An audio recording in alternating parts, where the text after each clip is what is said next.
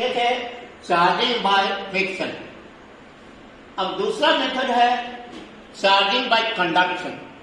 ये charging by conduction क्या होता है? यह कौन सा मेथड है? The method of charging an object, the method of charging an object by bringing it in physical contact of the charged object is called charging by conduction as shown below।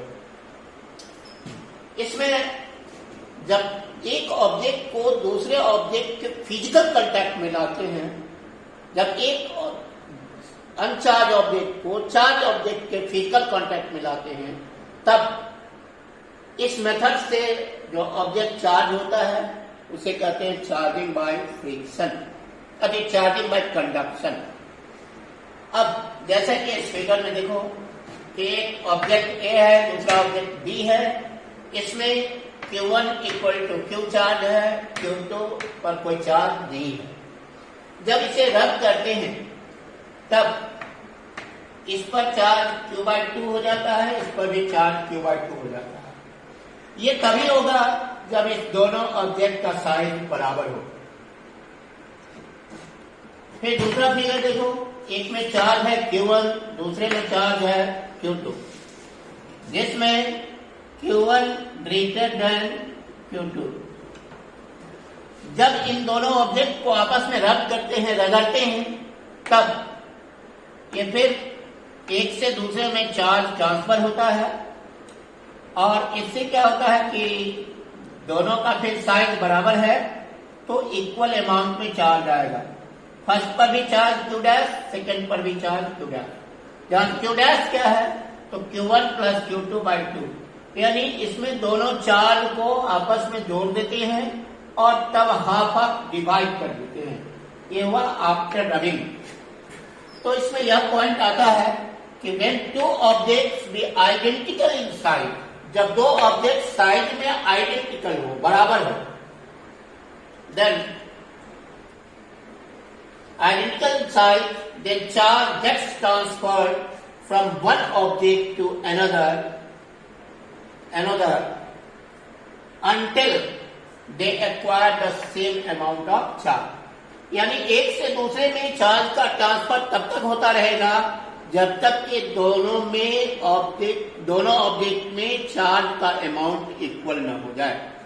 यह तभी होगा जब दोनों object का size बराबर होगा। फिर आता है दूसरा कंडीशन यह है कि but if the two object be not identical in size, जब दो ऑब्जेक्ट साइज में आइडेंटिकल नहीं हो, उस कंडीशन में the charge gets transferred from one to the another until they acquire the same potential। जब तक दोनों का पोटेंशियल समान नहीं हो जाएगा तब तक चार्ज का ट्रांसफर होता रहेगा। As shown in figure below, जिसे नीचे के फिगर में हम दिखाए हैं उससे क्लियर हो जाएगा कि ये ऑब्जेक्ट ए है, दूसरा ऑब्जेक्ट बी है, इस पर चार्ज Q1 है, इस पर चार्ज Q2 है। यह बिफोर रबिंग है, रबिंग करने से पहले। अब इसमें इसका चार्ज है V, इसका पोटेंशियल है V1, इसका पोटेंशियल है V2, जिसमें V1 बड़ा है V2 से और Q1 बड़ा है Q2 से। अब इस दोनों ऑब्जेक्ट को आपस में रद्द कर देते हैं। रद्द करने के बाद इसका चार्ज Q1 से बदल के Q1 डैश हो गया और इसमें Q2 डैश से बदलकर Q2 डैश हो गया। यानी फर्स्ट से सेकेंड में चार्ज का ट्रांसफर हो रहा है। तो फर्स्ट बॉडी में चार्ज का अमाउंट घटेगा, सेकेंड बॉडी में चार्ज का अमाउंट बढ़ेगा, लेकिन यह तब तक चार्ज का ट्रांसफर होता रहेगा जब तक दोनों का पोटेंशियल सेम नहीं हो जाएगा। अब इसमें रबिंग करने के बाद फर्स्ट का potential V1 dash equal to V, second का potential V2 dash equal to V dash, V2 equal to V। Therefore, V1 dash equal to V2 dash equal to V, but Q1 dash is not equal to Q2 dash. यानी इस condition में charge का amount same नहीं होगा, दोनों का potential समान हो जाएगा.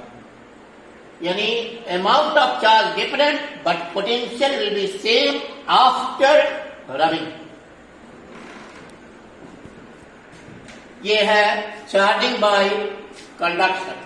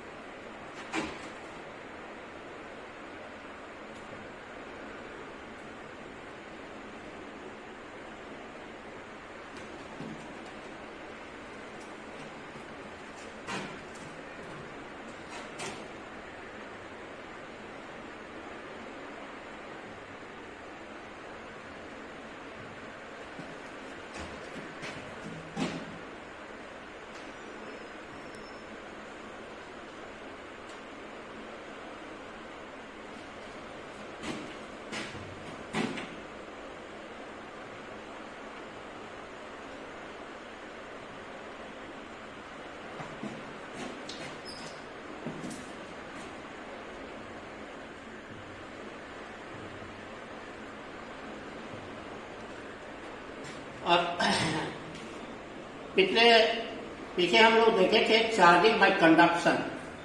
अब तीसरा मेथड है चार्जिंग बाय इंडक्शन. इंडक्शन के मेथड से ऑब्जेक्ट को चार्ज करना. यह क्या होता है? तो किसी ऑब्जेक्ट को जिसे चार्ज करना है उसको एक ऐसे ऑब्जेक्ट के पास लाएंगे, फिजिकल कांटेक्ट में नहीं रखेंगे, उसके पास लाएंगे जो चार्ज है. जैसे यानी the process of charging a body without bringing in physical contact of the charge object is called charging by induction. अब इस मेथड में क्या हुआ कि एक ऑब्जेक्ट को जिसके चार्ज अनचार्ज है उसको एक चार्ज ऑब्जेक्ट के पास लाते हैं, जिसके कारण वह अनचार्ज ऑब्जेक्ट चार्ज होता है. किस तरह से होता है ये देखो. जैसे मेटालिक स्फीयर को हमें चार्ज करना है, तो charging a metallic sphere by this method has been shown in figure 0. एक मेटालिक स्फीयर को चार्ज करना है इस मेथड के द्वारा, जिसे इस फिगर में दिखाया गया है. जैसे मान लो कि यह एक मेटल का स्फीयर है. ये मेटल का स्फीयर है, धातु का एक गोला है. ये बिफोर इंडक्शन न्यूट्रल बॉडी है, यानी इसमें कोई चार्ज नहीं है. क्यों? कि चार्जिंग के पहले जितना इसमें प्रोटॉन होगा उतना ही इलेक्ट्रॉन होगा, इसलिए दोनों प्लस चार्ज और माइनस चार्ज एक दूसरे को कैंसिल कर देगा, इसलिए वह न्यूट्रल रहेगा. अब इस मेटल स्फीयर के पास एक नेगेटिवली चार्ज रॉड को लाए, जिसका चार्ज क्या है -2, जिसको हम लोग इंड्यूसिंग चार्ज कहते हैं. यानी यही चार्ज इंड्यूस करेगा, यानी मेटल स्फीयर में इंड्यूस करेगा, उत्पन्न करेगा, प्रेरित करेगा. अब यह है आफ्टर इंडक्शन. जब ऐसा करते हैं तो इसके अंदर जितना भी प्रोटॉन रहता है जो पॉजिटिवली चार्ज होता है वह अट्रैक्ट हो जाता है किसके द्वारा? तो नेगेटिवली चार्ज रॉड के द्वारा. और इसके अंदर जितना भी इलेक्ट्रॉन होता है उस पर इसके द्वारा रिपल्सन फोर्स लगता है, जिसके कारण ये सारे इलेक्ट्रॉन्स यानी नेगेटिव चार्ज दूसरे साइड चले जाते हैं, यानी मेटल स्फीयर के दूसरे साइड चले जाते हैं. अब ये इस पर जो चार्ज +q गैस इंड्यूस हुआ यह -q के साथ बाउंड है, ये बाउंड चार्ज है. पर ये जो दूसरे साइड में जो चार्ज माइनस क्यू है वह अनबाउंडेड है, फ्री है, या इस पर रिपल्सिव फोर्स लग रहा है इसलिए यह फ्री है। अब इसको हमने मेटल स्फीयर को अर्थ कनेक्टेड कर दिया, पृथ्वी से कनेक्टेड कर दिया, अर्थेड और ग्राउंडेड।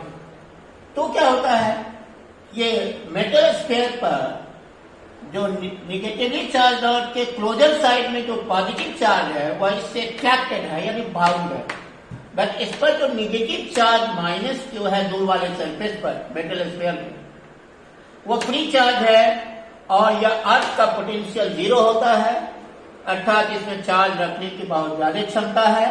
इसलिए ये सारे निगेटिव चार्ज जो दूर वाले मेटल स्फीयर के दूर वाले सरफेस है वह या तो अर्थ में चला जाएगा या अर्थ से इलेक्ट्रॉन निकल करके आएगा और इसके निगेटिव चार्ज को न्यूट्रलाइज कर देगा।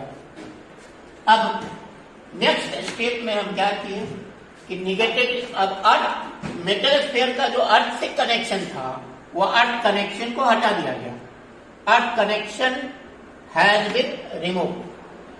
तो क्या हुआ, यह induce charge plus Q dash इस निगेटिवली चार्ज रॉड के माइनस क्यू से बाउंडेड है, इसलिए यह बाउंड रह जाएगा और वो चार्ज अर्थ में चला गया।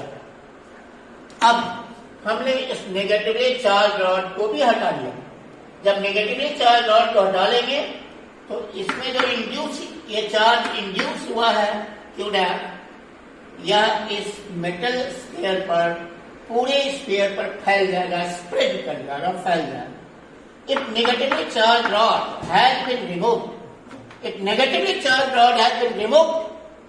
then the positive charge plus Q dash spreads over the whole surface of the sphere.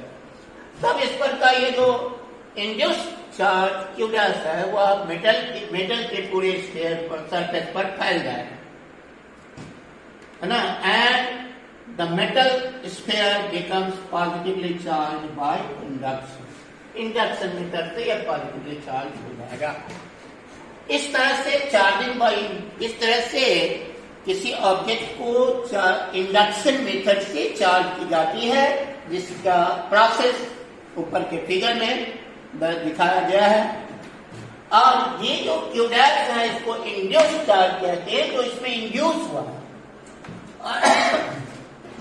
और निगेटिवली चार्ज रॉड जो मेटल स्फीयर के पास लाया गया है उसको इंड्यूसिंग चार्ज कहते हैं। इसलिए minus Q dash is inducing charge and plus Q dash is the induced charge.